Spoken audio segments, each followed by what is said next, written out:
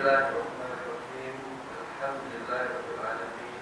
Wassalatu wassalamu ala asyrofil anbiya'i wal mursalin wa ala alihi wa sahbihi ajma'in. Allahumma shalli ala sayyidina Muhammad wa ala ali sayyidina Muhammad. Wa shallaita ala Ibrahim wa ala ali Ibrahim wa ala Muhammad wa ala ali Muhammad.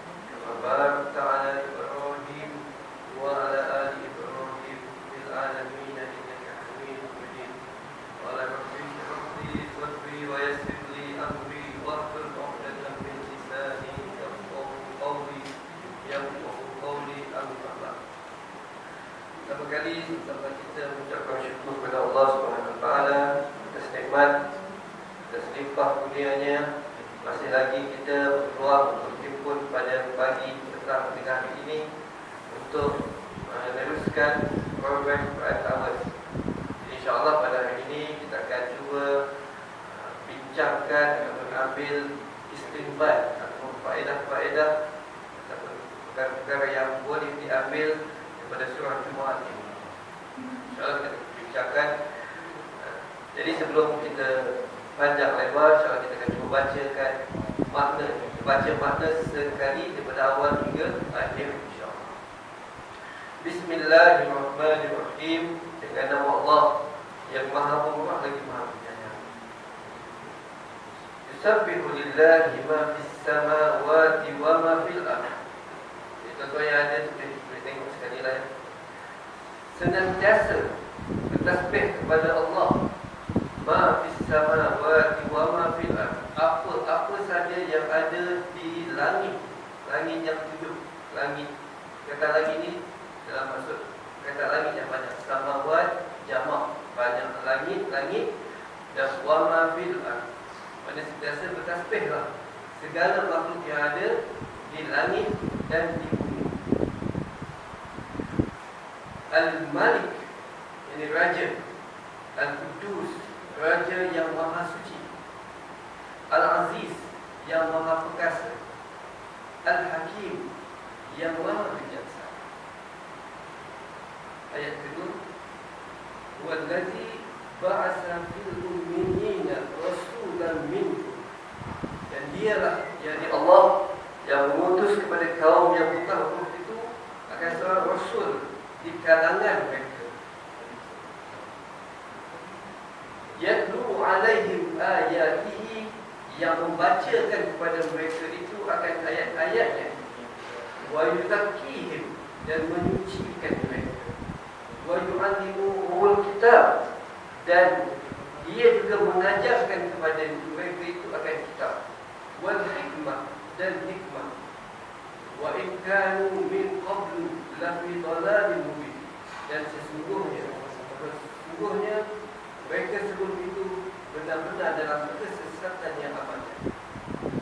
Ayat wa aqbila minhum lam yalhaqu bihim, dan juga kepada kaum lain daripada mereka itu yang belum berhubungan dengan mereka. Wa huwal azizul hakim, dan dialah Allah itu yang maha perkasa lagi maha bijaksana.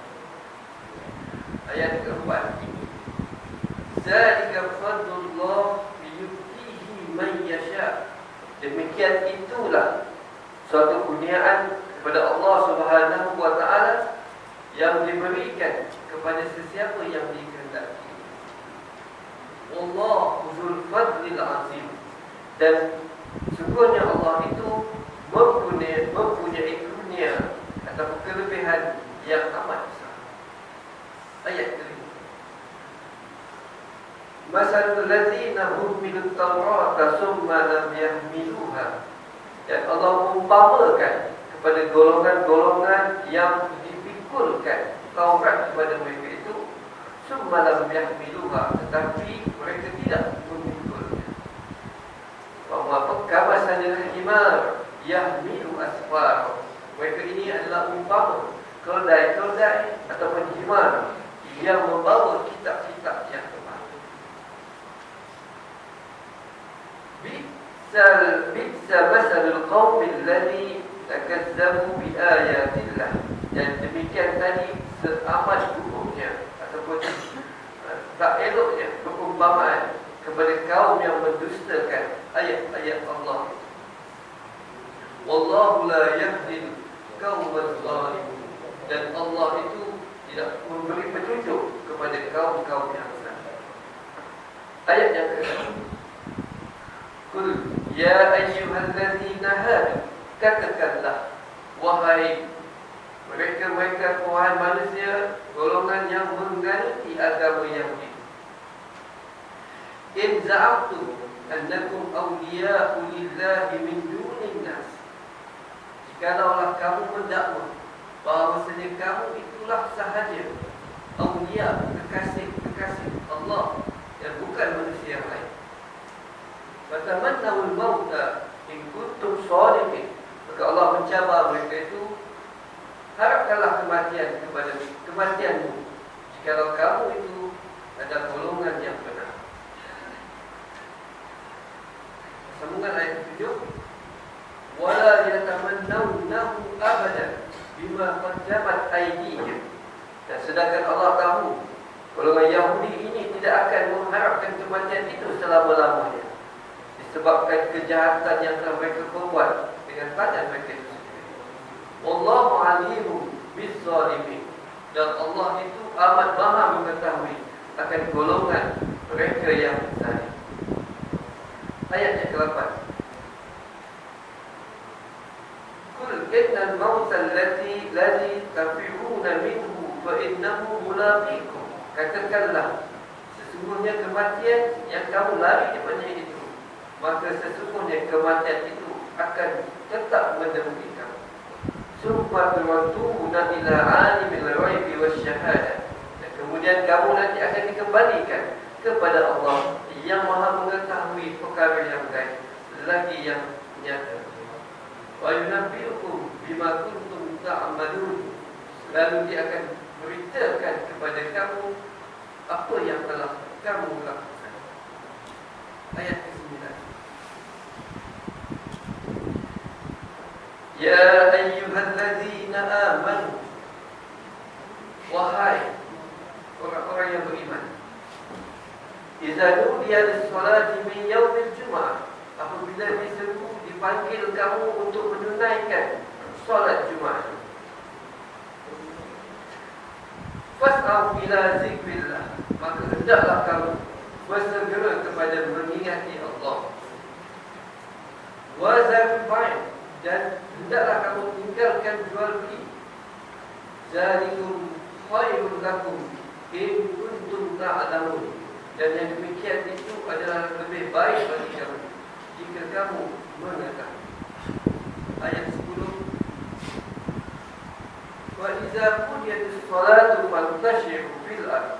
Dan apabila telah ditunaikan solat tadi, maka bertebaranlah kamu di muka bumi ini. Wa batahu min fadlillah, dan carilah akan kelebihan atau kemuliaan Allah. Wa dzkurullaha katsiran la'allakum tuflihun. Dan ingatlah Allah itu sebanyak-banyaknya supaya kamu beruntung. Ayat yang terakhir. Wa idza ra'aw tijaratan aw lahwan faddu ilaiha. Dan apabila mereka itu melihat perniagaan ataupun permainan, mereka bubar untuk menuju kepadanya. Wa tarukuka qa'imah, sedangkan mereka itu meninggalkan kamu dalam keadaan berdiri.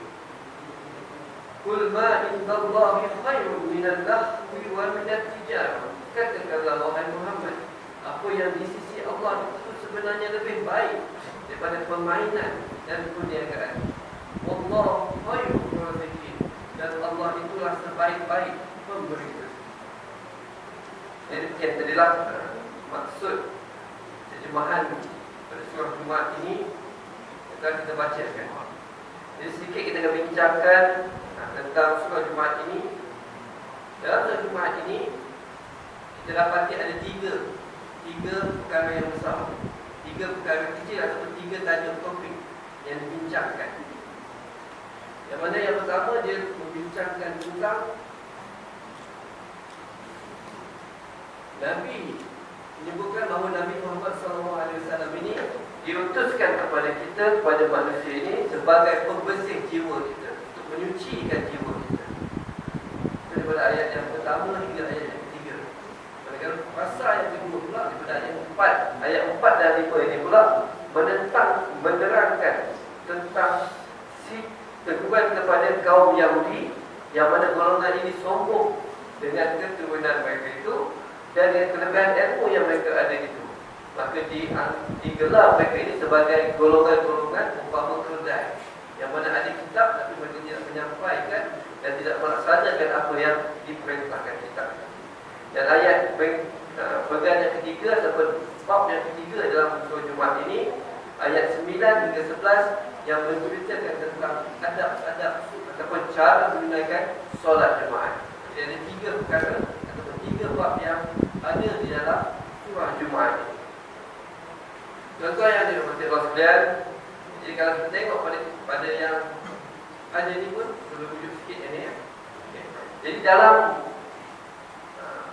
pamphlet flyers yang ada daripada Surat Taus hari ini, kita dapat disebut di situ. Yang pertama di bawah tu Allah Subhanahu Wa Taala diterangkan dalam surah Jumaat ini ada 4 sifat utama. Ada 4 nama-nama Allah, asma'u min asma'illah. Ada 4 yang disebut di dalam surah Jumaat ini. Yang pertama disebut Al-Malik, yang kedua disebut Al-Qudus, yang ketiga disebut Al-Aziz, dan yang keempat disebut Al-Hakim. Jadi cuba kita tengok apakah yang dimaksudkan dengan perkataan Al-Malik. Jadi dalam surah Jumaat ini disebutkan Al-Malik. Al-Malik ini adalah maksudnya raja. Jadi ia menggambarkan bahawa Allah Subhanahu Wa Taala ini merupakan ataupun adalah raja kepada sekalian raja-raja yang ada. Ataupun kita kata dialah yang merupakan kerajaan yang paling besar. Walaupun di dunia ini kita katakan ada banyak kerajaan, tapi kerajaan atau raja yang paling besar adalah Allah Subhanahu Wa Taala. Dan biasanya apabila kita sebut tentang raja, kita akan menghormati raja, kita akan menyanjung raja tersebut. Jadi begitulah juga seruan kepada kita di dalam surah Jumaat ini, agar kita juga menyanjung ni ataupun menganggap Allah ini paling besar. Maka kita perlulah taat kepada Allah, dan kita sebagai hamba-Nya hendaklah kita taat segala perintah dan segala apa, meninggalkan segala apa yang dilarang oleh Allah Subhanahu Wa Taala.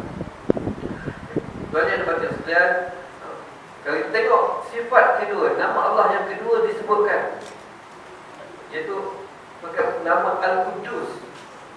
Lafaz Al-Qudus ini maksudnya yang maha suci.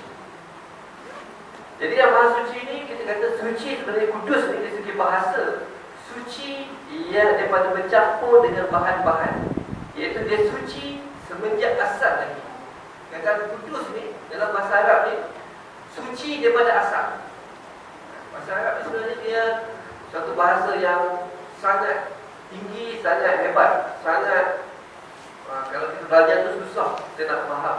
Kalau basic-basic tu boleh, tapi sebenarnya dia lebih, dia ada balagha, dia ada mantik, dia ada pelbagai-bagai umpamaan. Jadi perkataan Allah gunakan kudus tu, suci tu, suci maknanya daripada asal suci. Berbanding dengan mengapa Allah tak gunakan perkataan zakat. Zakat yang kita bayar, zakat fitrah, zakat perniagaan. Zakat ni maksudnya suci juga. Tapi suci zakat ni, dia ada bentuk kita sucikan. Jadi kata beza zakat dengan kudus ni, satu kudus ni dia suci daripada awal, memang suci. Zakat ni daripada awal dia ada kotor, kemudian kita sucikan. Jadi Allah Subhanahu Wa Taala ni, kita katakan sifatnya adalah Al-Qudus, memang maha suci daripada asal. Okay. Jadi bila kita kata sebut pada kudus ni, tak langsung perkataan kudus itu sendiri adalah dalam bentuk bagi sirah mubalarah ataupun sangat, istilah yang bersangatan, yang ada sabdu ke situ, kudus. Jadi dalam bahasa Arab ni bila ada sabtu, maksud dia bersanggatan. Qawwa. Banyak kudus. Apalagi dan beberapa kata di Quran tu, bila ada sabtu kat situ menunjukkan dia bersanggatan. Maka apabila kita katakan Allah ini bukan saja suci, tetapi sebenarnya Allah juga merupakan sumber kepada semua kesucian alam ini. Apabila kita melakukan penyucian kepada Allah, maksudnya kita tak langsung hati kita juga akan menjadi suci. Dan Allah itu maha suci daripada melakukan segala kesilapan. Dan segala perbuatan Allah ini tidak pernah salah. Dan sebaliknya manusia memang sentiasa membuat kesilapan dan kesalahan, akan tetapi Allah sama sekali tidak pernah melakukan kesilapan. Walaupun adalah golongan bangsa Yahudi ini, ada kaitan dalam surah ini juga, mengatakan sebenarnya dia tak setuju dengan Allah. Tak setuju sebab apa? Kerana Allah ini telah menciptakan Nabi yang terakhir, itu Nabi Muhammad SAW, daripada kalangan bangsa Arab.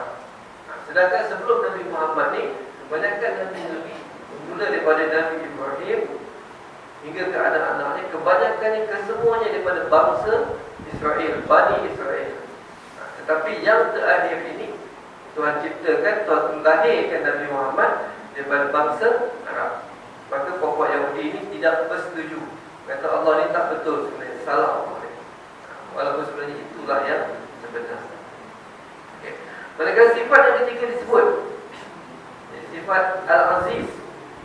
Jadi kalimah Al-Aziz ini maknanya kuat. Ada makna berhormat dan berkuasa. Walaupun kadang kita selalu menerjemahkan dengan perkataan maha perkasa ataupun maha kuat, tapi sebenarnya tidak tepat. Bahkan Al-Aziz ni dia lebih, maknanya itu lebih tepat daripada perkataan yang kalau kita gunakan Al-Qawi. Okey, dan sifat yang keempat, asma Allah yang keempat disebutkan di dalam surah Al-Jumu'ah ini adalah Al-Hakim. Al-Hakim maksudnya bijaksana. Allah Subhanahu wa taala pada bila-bila masa sebenarnya boleh memberi hukuman. Dan Allah juga bersifat dengan hakim ini menyebabkan maha sangat mengetahui segala undang-undang. Apa yang diciptakan oleh Allah ni sebenarnya Allah tahu apa yang terbaik diciptakan oleh Allah ni. Okay. Dan undang-undang yang Allah tetapkan ini sebenarnya adalah undang yang terbaik. Sebab contohnya kita lah, bila kita atau manusia ni bila mengeluarkan kita mengeluarkan kotor, maka semestinya kotor ni, syarikat kotor ni dia lebih tahu apakah sebenarnya yang patut kita guna, sebenarnya kita tak patut buat. Begitu juga dengan sifat Allah ni yang panggil hakim ni yang maha bijaksana. Allah sangat maha bijaksana dalam mencipta manusia ni. Dan segala apa yang berlaku ni bukan atas sebab Allah yang sifat hakim. Dan dengan sifat Al-Hakim ini jugalah Allah tidak akan terus menghukum manusia ini dengan azab, walaupun manusia ini melakukan kesalahan yang besar, terutamanya umat Nabi Muhammad SAW. Kita ni umat yang terpilih, keistimewaan kita, walaupun kita buat kesalahan, besar mana dosa kita, Tuhan dengan sifat Al-Hakimnya memberi kita peluang. Kita masih boleh bertaubat daripada apa yang kita lakukan. Tuhan masih belum turunkan hukuman kepada kita, tapi berpeluang kepada kita untuk bertaubat. Berbanding dengan umat-umat yang sebelum ni, kesalahan itu biasanya dibalas cash. Sebenarnya kita tahu kisah kalau Nabi Lut, kisah zaman Nabi Lut, homoseksual berkuasa, diterbalikan, diturunkan ribut, peti dan berbagai-bagai cash. Umat-umat yang sebelum ni terima hukuman daripada Allah Subhanahu wa taala. Dan oleh kerana sifat ini jugalah kita berpeluang menjadi ahli syurga. Sebab kalau kita buat salah, kita tidak terus diazab, tapi diberi peluang untuk berubah. Okay, tuan-tuan yang dibaca sekalian, itu adalah 4 sifat yang disebut di dalam surah Al-Jumu'ah. Okey, dalam surah Al-Jumu'ah ini juga disebutkan pasal tentang peranan Rasulullah SAW. Dan Rasulullah SAW ada 4: tilawah, tazkiyah, ta'limul kitab dan ta'limul hikmah. Okey. Jadi Nabi Muhammad SAW ini ditugaskan apa? Yang pertama, kita tengok ayat yang ke ayat yang kedua. Kita baca ayat kedua. Wallazi, dan dialah yang diutuskan kepada kaum ummi, akan seorang rasul di kalangan mereka. Nabi Muhammad ini diutuskan kepada bangsa Arab. Bangsa Arab ini dikatakan kaum yang ummi. Ummi ini perkataan asal daripada ibu, maka disifatkan sebagai luar daripada ibu ini tak pandai apa. Maka dikatakan bangsa Arab dikatakan tidaklah pandai membaca menulis. Dan Nabi juga dilahirkan dalam keadaan sifatnya tidak pandai membaca menulis. Tetapi dengan wahyu, dengan izin Allah SWT, Nabi Muhammad boleh membaca dan boleh menyampaikan apa yang disampaikan olehnya. Okey. Yang pertama dia kata minhum yatlu alaihim ayati. Betul kata Nabi Muhammad, yatlu, tilawah. Tilawah, yatlu, membaca. Maka tidak sebutkan Nabi Muhammad tidak tahu membaca, tapi sekarang pula Allah menyebut baginda membacakan ayat Quran kepada manusia pula. Maka ini sebenarnya merupakan satu mukjizat pada Rasulullah SAW. Dan baginda tidak boleh baca Al-Quran kepada manusia walaupun asalnya baginda tidak boleh membaca, tapi baginda boleh membaca dengan wahyu yang diberikan ataupun mukjizat yang diberikan oleh Allah kepada manusia. Dan kita dah tahu bahawa perkataan baca kan ni, membaca kan. Membaca ni maksudnya Nabi Muhammad SAW membaca Al-Quran itu kepada manusia tanpa menambah ataupun mengurangkan apa yang sampai dalam bentuk wahyu kepada Nabi Muhammad SAW. Nabi terima wahyu daripada malaikat Jibril, Nabi sampaikan balik tanpa menambah ataupun mengurangkan. Berbanding dengan pendeta-pendeta Yahudi dan pendeta-pendeta Nasrani, mereka ini mengubah Quran, kitab yang diturunkan kepada mereka, Taurat dan Injil ni diubah. Bahkan kalau kita belajar tentang kitab-kitab ni, terdapat perbezaan yang sangat beza. Kitab Injil saja ada Injil Luke, Injil Matthew, Injil Markus, mengikut disampaikan oleh pengikut ataupun pengikut Yesus. Yesus lah, kita tak panggil dia bisa Yesus. Kristian ni diubah pelbagai besi Injil daripada. Bahkan satu perkara tu kadang kisah penyaliban Nabi Ibrahim, Nabi Isa pun kadang ada yang kata di atas, ada yang kata di bawah, mungkin ada yang kata di tepi lah. Sama-sama kitab dia pun berbeza. Itu sebab apa? Sebab mereka ni golongan yang suka mengubah suai, adjust kitab yang sampai. Bagi Nabi Muhammad sampaikan apa yang sampai, diturunkan wahyu, itulah yang Nabi Muhammad sampaikan. Baginda tidak pernah menambah ataupun tidaklah pernah membuang mana-mana ayat Quran walaupun ianya berat bagi baginda. Kita juga faham bahawa membacakan dan bercakap ini tidak sama. Kerana jika dibacakan, maka kita akan tahu yang kita sedang membacakan tulisan malaikat. Bila kita baca, di mana kita seolah kita tahu yang disampaikan oleh kita sebenarnya bukan percakapan kita. Contohnya ketika kita membacakan satu buku, anak nak tidur, kita bacakan buku cerita pada dia. Dan kita boleh faham bahawa apa yang kita sampaikan sebenarnya kita baca, bukan daripada percakapan kita. Banding daripada percakapan kita, biasanya ayat dia adalah lain kan. Okay. Dan Rasul, apabila Rasul tadi membacakan ayat Quran kepada umat baginda, mereka yang mendengar itu akan tahu bahawa apa yang dibacakan ini bukanlah daripada kata-kata baginda, segi gaya, bahasa, bahkan ini sebenarnya kita tahu, dia dengar Nabi Muhammad baca, ini bukanlah kata-kata Nabi, bahkan kata-kata ini daripada yang lebih hebat. Sebab apa? Sebab Al-Quran ini sebenarnya salah satu wahyu pada mujizat. Al-Quran itu sebenarnya adalah mujizat kepada Nabi Muhammad SAW. Dan bahkan kesan daripada pembacaan Al-Quran inilah, kalau kita pernah dengar cerita Sayyidina Umar Al-Khattab, memang dia antara dua yang didoakan oleh Nabi Muhammad. Nabi Muhammad mendoakan sama Sayyidina Umar Al-Khattab ataupun Abu Jahal memeluk agama Islam. Kerana dia sangat kuat menentang Islam di awal Islam. Nabi Muhammad mendoakan salah seorang biarlah masuk Islam. Dan Allah makbulkan bahawa Sayyidina Umar Al-Khattab memeluk Islam. Macam mana? Dengan mendengar anak dia, pada saya anak dia membaca surah Toha. Anak dia baca, dia macam nak marah. Tapi hasil dia dengar bacaan tu, dia pun akhirnya dia memeluk agama Islam. So begitulah, jadi disarankan juga kita ni, ataupun kebanyakan kita bila lakukan tilawah ni dengan niat, dengan tilawah ni mudah-mudahan dapat menarik minat yang bukan Islam tadi untuk memeluk agama Islam. Dan ini juga mengajar kita supaya kita memahami Al-Quran ini.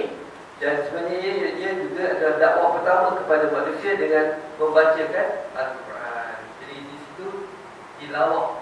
Jadi salah satu peranan Nabi Muhammad SAW adalah tilawah, membacakan Al-Quran kepada perubahan.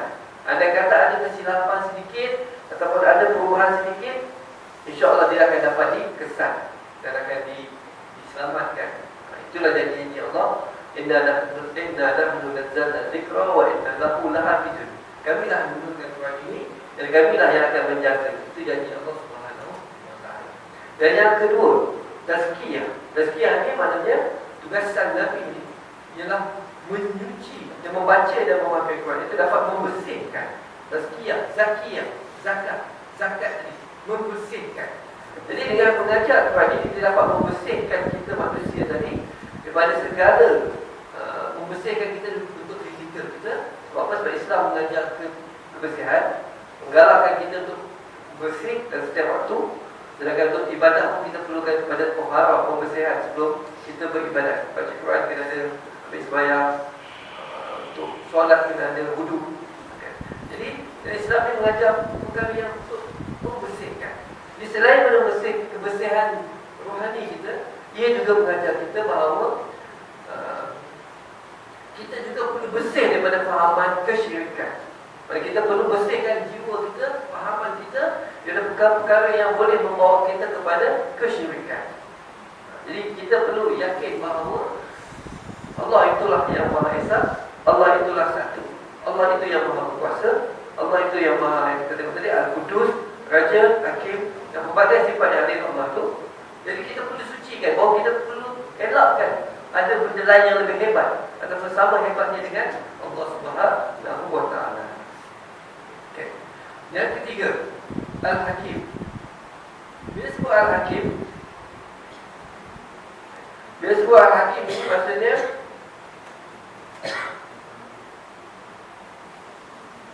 yang taklim, taklim kitab ketiga. Taklimul kitab. Sebelum tilawah, tasdiyah, yang ketiga tugasan Nabi tadi adalah taklimul kitab, mengajarkan kitab kepada manusia. Ajar kitab ini maksud apa? Maksudnya baginda mengajar tentang hukum hakam. Tentang hukum hakam, apa yang boleh dibuat oleh manusia. Contohnya apa yang haram dimakan, apa yang halal dimakan. Jadi termasuk juga dalam tu adalah larangan mengambil rasuah. Tadi ada sahabat bincang kan. Adakah rasuah termasuk dalam perbincangan surah Jumaat ini? Sebenarnya ada juga. Sebab dalam surah Jumaat ini membincangkan tentang hukum. Jadi Nabi minta mengajar tentang hukum. Jadi apa yang boleh dibuat, apa yang tak boleh dibuat. Dari segi tauhid, apa yang boleh disembah, apa yang tak boleh disembah. Dan dalam kitab ini juga wahyu mengajar tentang hubungan sesama manusia, pergaulan dalam keluarga, nikah, cerai, perniagaan, jual beli. Supaya manusia ini bila mengetahui perkara-perkara tadi, menyebabkan hidup kita akan lebih tenang, aman dan damai. Dan keluarga, kalau ada keluarga, insya-Allah keluarga yang bahagia, masyarakat yang aman, kalau ada kerajaan yang baik dan sebagainya. Okey, maka setelah tiga perkara tadi, tugasan Nabi tilawah, membaca, menyucikan dan taklim mengajar kitab. Setelah berlaku ketiga-tiga perkara tadi, insya-Allah akan lahirlah perkara yang keempat, iaitu al-hikmah. Okey. Hikmah dapat apa maksud hikmah ni? Hikmah ni dia kata adalah ilmu yang bermanfaat dan beramal dengannya. Apa maksud hikmah? Hikmah ni adalah ilmu yang kita dapat bermanfaat dan kita amalkan. Maka itu dipanggil hikmah. Dan jika kita sudah ada ilmu tentang benda yang betul, tapi kita tidak beramal dengannya, maka itu bukanlah hikmah. Dan jika seseorang itu tahu hukum tapi tidak mengamalkan, dia juga tidak berhikmah. Jadi dekat sini kesimpulannya, Apa kesimpulannya? Umat Islam ni untung. Umat Islam zaman Nabi Muhammad ni lebih untung kerana Allah putuskan Nabi Muhammad untuk mengingatkan sebagai Rasul terpilih, sebagai umat terpilih, kita adalah lebih dimuliakan oleh Allah Subhanahu Wa Taala, walaupun bangsa Yahudi mengatakan mereka adalah bangsa yang terbaik. Ini ada kaitan nanti selepas ni. Bangsa Yahudi ni mengatakan mereka adalah bangsa yang terbaik, dan bahkan dia kata bangsa-bangsa yang lain pakai macam anjing. Lepas tu kalau kita tengok sikit berlaku di Palestin, tuan-tuan dah tahu kan, Israel ni dia bunuh orang Islam ni macam tu je, tak ada nilai sikit. Sebab apa? Sebab mereka menyangka mereka lah anak-anak Allah, mereka lah bangsa yang paling baik, bangsa yang terhebat dan sebagainya. Daripada zaman dulu lagi. Sebab apa? Sebab Nabi-Nabi semua kebanyakannya dihantar, diutuskan daripada golongan Bani Israel. Mereka menyatakan mereka lah yang terbaik. Sedangkan kita, sebagai umat Islam, kita yakin bahawa kita sebenarnya adalah umat yang terbaik, terpilih. Walaupun di zaman sekarang ni kita dapat lihat bahawa memang Islam ni semakin ditindas. Sekarang ni zaman kejayaan Islam, dan itulah yang kita doa sama-sama, semoga Allah kurniakan kemenangan, beri bantuan kepada sahabat saudara-saudara kita di Palestin, insya-Allah. Okey, jadi kita tengok lagi sedikit dalam kita punya pamphlet ni, 4 proses riset. Dalam surah ini, dalam terjemahan ini ada 4 perkara yang boleh mengembalikan kita balik kepada kekuatan kita. Yang pertama, dengan kita menyucikan diri kita, minda dan jiwa kita, seperti kita bincang tadi, kita sucikan minda, jiwa kita bahawa kita lah sebenarnya apa yang kita dah tahu tu kita perlu amalkan, yang tak perlu kita perlu tinggalkan. InsyaAllah ianya akan menjadi kekuatan kepada kita. Dan Allah tu melakukan suruhan, kita juga dalam melakukan suruhan segala apa yang diperintahkan oleh Allah, dan tinggalkan segala larangan oleh Allah Subhanahu Wa Taala. InsyaAllah dengan apa yang kita lakukan itu, kita akan dijadikan ahli syurga, insyaAllah. Dan yang ketiga, kita juga perlu mencari serta mengamalkan hikmah. Jadi kita perlu belajar. Kita dapatkan hikmah ni untuk kita melaksanakan sesuatu ilmu tadi, kita kena belajar. Jadi kita kena belajar, banyak menuntut ilmu, barulah insyaAllah kita ada kekuatan untuk melaksanakan. Barulah kita mendapat hikmah, insyaAllah. Dan yang terakhir yang adalah kita digalakkan juga membaca, kita balik je lah. Hendaklah kita sentiasa membaca Al-Quran. Kita alhamdulillah dalam puasa ini kita sempat selesai tadarus kita, walau macam mana caranya selesai tadarus. Alhamdulillah. Mudah-mudahan ianya menjadi satu amalan kita berterusan. Dan yang terakhir, motivasi Jumaat. Ini diterangkan dalam ayat yang terakhir ini, pasal 3. Pasal 3 daripada surah Jumaat ini tentang adab-adab solat Jumaat. Okay, sedikit saya bacakan ayat Jumaat ya. Okay. Hari Jumaat ini sebenarnya dalam Islam kita memuliakan Jumaat. Dalam Islam ni memuliakan Jumaat. Kenapa? Kerana hari Sabtu telah dimuliakan oleh golongan Yahudi. Yahudi banyak ayat menyebutkan tentang hari Sabtu. Okay, apa yang berlaku kisah tentang larangan Allah kepada kaum Yahudi untuk menangkap ikan atau memancing ke menangkap ikan pada hari Sabtu. Tapi diuji, Allah uji. Hari Sabtu tu orang buat ikan banyak, ikan keluar banyak, tapi hari Sabtu tak boleh dapat ikan. Jadi kalau kita rasa macam mana? Hari Sabtu tu ikan banyak dapat, hari lain ikan, tapi hari Sabtu tu tak boleh dapat apa. Jadi itulah yang berlaku.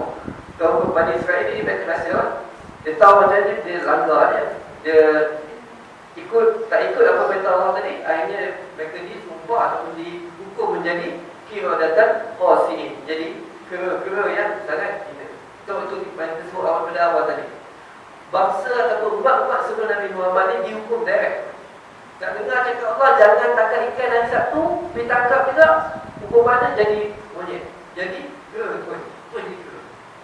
Kan bagi kita tak dengar cakap, masih lagi Tuhan kasihan, masih lagi diberi peluang untuk berubah. Jadi untuk membezakan hari Sabtu lebih kepada hari mulia bagi Yahudi, dan Dan puak Nasrani ni agama Kristian pula yang mengambil hari Ahad. Kristian ni dengan Yahudi ni ikut daripada asal juga. Pada Yahudi guna lahir Kristian. Okay. Dia tak nak bagi sama dengan Yahudi tadi, dia ambil hari Ahad pula. Jadi hari Ahad di hari mulia kepada hari Nasrani, hari Sabtu hari mulia kepada Yahudi. Dan kita Islam ini Allah ciptakan, Allah jadikan hari Jumaat adalah hari yang mulia kepada umat Islam. Okay. Jadi dengan sebab hari Jumaat ini jadikan satu hari yang mulia, maka Allah akan perintahkan solat Jumaat diadakan oleh ditunaikan oleh kaum muslimin laki. Lelaki diwajibkan untuk tunaikan solat Jumaat. Solat Jumaat ini perlu kita laksanakan walau macam mana keadaan pun bagi lelaki ini kena laksanakan, kecuali lah dia ada syarat-syarat dia musafir. Tapi musafir pun kita jangan salah faham lah. Untuk lelaki ni Imam Syafi'i punya pendapat nak membolehkan Jumaat tadi kita pos kita jamak ataupun kita tinggalkan Jumaat tadi kita kena bermusafir sebelum subuh. Kita kena keluar sebelum subuh, barulah dalam mazhab Syafi'i kita boleh kita tak buat Jumaat, kita buat jamak terakhir 2 Zuhur dan 2 Asar. Tapi kalau kita keluar sebelum subuh, ikut Syafi'i kita kena, kaum lelaki ni kena wajib tunaikan solat Jumaat. Okay. Solat Jumaat ni kalau ikut ni banyak apa kelebihan-kelebihannya dinyatakan dalam kita baca oleh motivasi Jumaat. Motivasi Jumaat ni pada solat Jumaat tadi menunjukkan supaya masa menghayati firman Allah Subhanahu Wa Taala. Jadi dengan kita memahami, kita menunaikan solat Jumaat tadi, kita akan mendengar khutbah. Solat Jumaat ni ada khutbah 2 rakaat sembahyang dan 2 khutbah menggantikan Jumaat tadi. Dalam khutbah ni kita akan diperdengarkan ayat-ayat Quran, diperdengarkan nasihat-nasihat.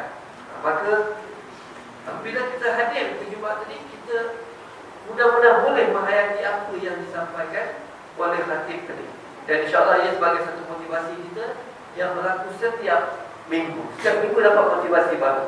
Walaupun adalah yang disarankan khutbah ni kadang tajuk membosankan, kadang tajuk tak sesuai. Tapi itu bergantung kepada kerajaan pemerintah agama sesuatu negeri itu. Dan dengan solat Jumaat juga menjadikan masa antara saya dan Allah Subhanahu Wa Taala. Maksudnya kaum muslimin datang duduk tumpu kepada khutbah, tumpu dalam masa sejam lebih itu hanya kita dengan Allah untuk melaksanakan solat Jumaat. Dan itu juga menjadi motivasi kepada kita sekarang. Dan dinyatakan juga kalau kita tengok tadi ayat tentang larangan untuk kita tinggalkan jual beli. Kan? Apabila sampainya masa solat Jumaat azan, maka kena tinggalkan segala jual beli tadi. Laki lah, perempuan kalau ikutnya, perempuan masih okey lah. Tapi kalau perniagaan itu dijalankan oleh laki, wajib tutup juga. Tapi kalau kita musafir itu lain kan. Jadi tinggalkan, umpamanya tinggalkan segala urusan dunia ni.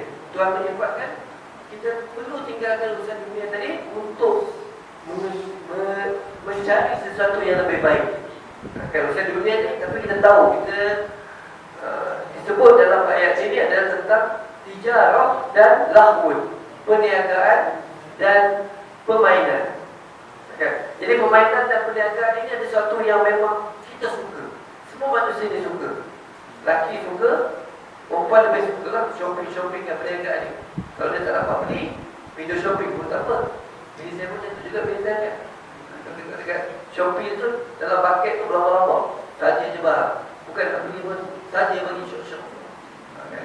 Memang kita pun tahu kan, manusia masuk ke Shopee. Kita perempuan lelaki pun, saya pun ada dekat Shopee tu, tapi betul-betul lah barang motor. Ada yang jadi minat kereta, barang kereta. Tapi senang kata, memang Allah tahu bahawa manusia ni masukkan kepada perniagaan. Okay. Kalau dia memang tokek, dia lagi suka lah berniaga. Kan? Masyur. Kan? Bulan puasa ni kita tengok banyak peniaga-peniaga segera. Tak pernah berniaga tapi berniaga. Lepas tu alhamdulillah balik sedih. Balik kita yang beli ni kan macam-macam komplain kan. Ni tak sedap ini itulah. Sebab apa? Sebab perniagaan ni sesuatu yang selalu. Jadi dengan Surah Jumaat ini menggalakkan kita supaya meninggalkan, janganlah kita tinggal. Asalnya tinggal sembahyang, tinggal permainan, pergilah sembahyang. Tunaikanlah sembahyang, carilah bahawa dalam ibadat tadi adalah lebih baik kepada manusia. Dan yang last sekali, 1 jam impak solat Jumaat, 1 jam 3 solat yang berikutnya. Solat Jumaat ini digambarkan sebagai perhimpunan pada pasca mingguan. Selain berhaji, Jumaat ini juga digambarkan macam perhimpunan ibadah masyarakat. Semua berhimpun ketika itu. Dan ketika itu kita dengar macam-macam. Cuma di masyarakat ni kita akan hisap. Tapi Jumaat ni kita mendengar pelbagai nasihat, khutbah yang awal yang tak pergi boleh tengok di TV kan? Ilmu-ilmu yang disampaikan. Mudah-mudahan apa yang disampaikan tadi kita dapat manfaatkan, kita dapat amalkan, dan ia menjadi hikmah kepada kita. Jadi kat sinilah kita baca cabaran dia apa dia? Cabaran kita manusia sekarang ni, cabaran manusia kita sekarang ni adalah yang pertama ni sombong. Sombong, sifat sombong. Okay. Dia Allah dah nyatakan, dah sebut tadi, salah satu bangsa yang paling sombong adalah Yahudi. Kan Yahudi ni lah. Orang Yahudi sombong sebab kebanyakan Nabi daripada bangsa Yahudi, dan mereka menyatakan bahawa mereka itu adalah bangsa terpilih, dan dengan itu mereka sombong. Tapi sebaliknya Allah cabar, kalau kamu terasa baik, kamu doalah supaya kamu mati cepat. Tapi sebenarnya bangsa-bangsa Yahudi ini takut untuk mati. Kalau kita tengok sekarang pun di Palestin ni, yang paling takut adalah tentera Israel. Cuma yang nampak hebat sebab senjata dia hebat dan disokong oleh kuasa-kuasa besar. Tapi sebenarnya mereka itu takut kepada mati. Okay. Sombong, betul-betul takut mati. Dan hiburan. Seperti kita katalah, hiburan tadi memang sebenarnya banyak mencabar kita. Begitu juga perniagaan. Jadi cukuplah sekarang ni sedikit yang dapat kita kongsikan. Mungkin ada sedikit selalu depan belakang. Saya mohon maaflah atas kesilapan saya. Dah lama tak cakap ni, dah lama tak cakap kan. Hari ini tak cakap, cuba-cuba juga sampaikan. Mudah-mudahan yang baik itu sebagai peringatan kepada saya, khususnya tuan-tuan dan puan-puan, segala yang baik itu daripada Allah SWT. Yang salah dan silap itu daripada kelemahan saya sebagai manusia. Saya sudahilah dengan wabillahi taufiq wal hidayah. Wassalamualaikum